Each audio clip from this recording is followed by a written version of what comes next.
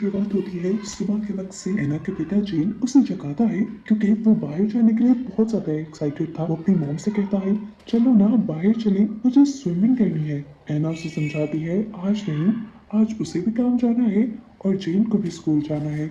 अचानक ही बिजली कड़कने की बहुत तेज आवाज आती है। आना ने खिड़की से बाहर देखा तो मौसम बहुत खराब था। बारिश बहुत तेजी से हो रही थी। सड़कों पर भी पानी भरना शुरू हो जाता है। आना समझ जाती है कि उसका बेटा इसी पानी को देखकर स्विमिंग करने को कह रहा था। खैर अभी के लिए उसे हालात इतने खराब नहीं लगते कि वो अपना काम शाम छोड़ दे। वो नाश्ता बनाना शुरू करती है और साथ में जेन को संभालने लग जाती है। उसी टाइम उसकी मॉम की कॉल आती है उसे, जो उससे नॉर्मल हाल चाल पूछ रही थी। नाश्ता बनाते हुए ही एना को एक अजीब सी आवाज आती है कि जैसे किसी बाथरूम में पानी का नल खुला रह गया है। एकदम से जैसे ही उसने पीछे मुड़कर देखा तो वो एकदम से हैरान रह गई क्योंकि पानी उसकी विंडो में से आ रहा था और उसका पूरा अपार्टमेंट सैलाब के पानी से भरने लगा था। हालांकि वो इस टाइम थर्ड फ्लोर पर थी। इस टाइम वो पैनिक हो जाती है और फौरन अपना सामान बांधने लगती है। तभी मैनेजमेंट अनाउंसमेंट करती है कि सैलाब का पानी बिल्डिंग की तीसरी मंजिल तक आ गया है और सबको ऊपर वाली मंजिलों पर जाना होगा। एलिवेटर भी इस टाइम खराब हो चुके थे। जेन बहुत शोर कर रहा था, बार बार आना से स्विमिंग करने को कह रहा था, तो आना उसे डांट कर टेबल पर बिठा देती है और दोबारा अपना सामान पैक करने लगती है। इस टाइम पे उसे अपनी कंपनी के सिक्योरिटी एजेंट का फोन आता है, जो उसे बचाने आ रहा होता है।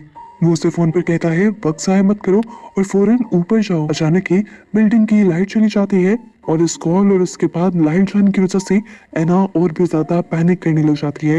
वो अब बस सिर्फ जेन की दवाइयां उठाती है और जेन को उठाकर यहाँ से भागने ही वाली होती है, पर अब जेन उसे कहीं नहीं मिल रहा था। उसे याद आया कि उसने जेन को डांटा था और हमेशा डांट खाने के बाद वो क्लोसेट में छुप जाया करता था। इस टाइम भी वो यहीं पर था। जेन को अपनी पीठ पर बिठाए वो जल्दी से अपार्टमेंट से निकलती है और कॉरिडोर की तरफ बढ़ जाती है। कॉरिडोर लोगों के सामान से भरा हुआ था। लिफ्ट इंसानों से खचाखच भर गई थी कि ओवरलोड होने की वजह से चल भी नहीं रही थी। आना भी इस टाइम बिल्कुल टाइम वेस्ट नहीं करती और सीढ़ियों की तरफ बढ़ जाती है, लेकिन सीढ़ियों पर भी बहुत ज्यादा रश था और ये देखते हुए आना दूसरी इमरजेंसी स्टेयर्स की तरफ भागती है।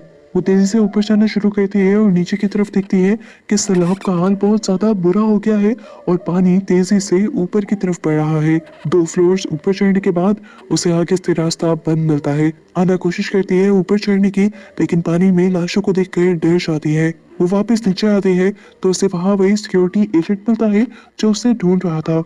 इस टाइम पर उसका बेटा जीन, जो उसके साथ साथ ही था, कंफ्यूज होकर अपनी मॉम का हाथ छोड़कर भीड़ के अंदर चला जाता है और ऐसे ही लोगों में गुम हो जाता है। एना बहुत ज्यादा परेशान हो गई थी। वो उसे ढूंढने लग जाती है। वो अपने